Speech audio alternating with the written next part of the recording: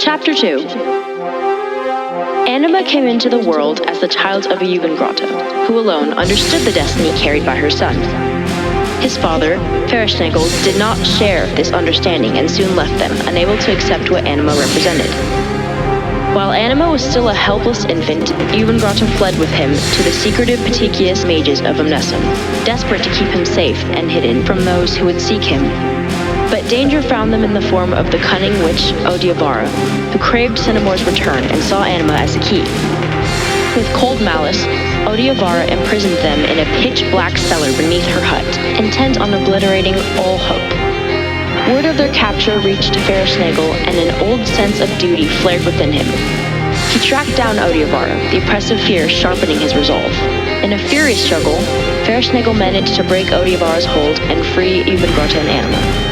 Yet the witch, wielding her foul magic, cast upon him, leaving Ferrisnagel weakened and disfigured. Despite his pain, they escaped, Anima miraculously unharmed.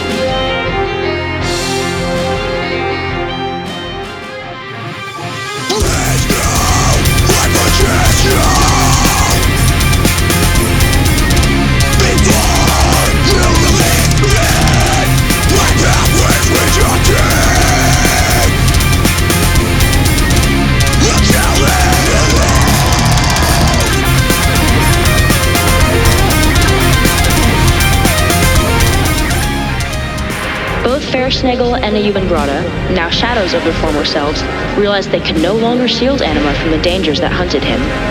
In a moment heavy with sorrow and resignation, they found a place where he could be cared for and shielded, at least for a fleeting while.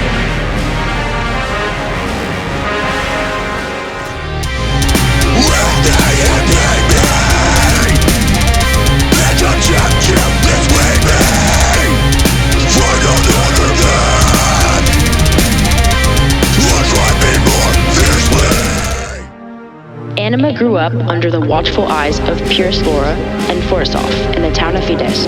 They knew nothing of the immense radiance within him, but his extraordinary talents were impossible to miss. They taught him the sacred laws of Omnessum, lessons that became both his strength and his burden. Anima's sister, Terpelingua, stood in grim contrast, sickened by Inferrata. Devoted to Cinemore, she tormented others with Pathoservice, binding them in chains of servitude. Puruscora and Fortisov were no strangers to hardship, often taking in those afflicted by Debellaforma, just as they had with Anima. From the start, Anima dedicated himself to mastering his radiance. Yet, despite his siblings' shortcomings, his guardians always demanded more from him, their expectations a constant weight upon his shoulders.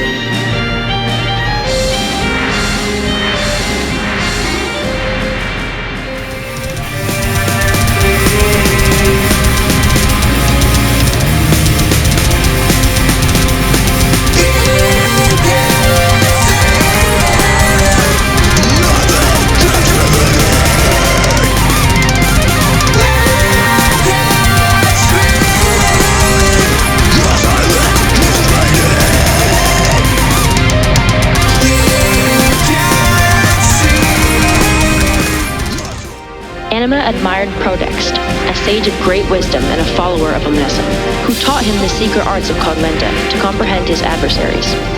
But even the wise can harbor fear. Prodext sensed Anima's growing radiance and, threatened by it, devised a cruel test. He sent Anima to seek the fabled Digniverta charm from the monstrous Dractum, certain that this quest would mean Anima's death. But fate favored Anima. He defeated Dractum, claimed the charm, and through its power, uncovered Prodext's treachery.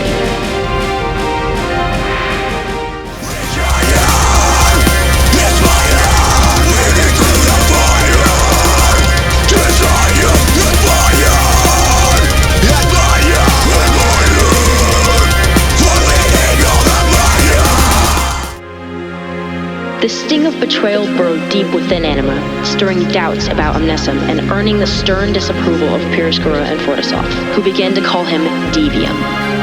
In time, Anima found love with Sensusa, and together they welcomed Bellafata into the world. This joy, however, fanned the flames of jealousy in Terpelingua.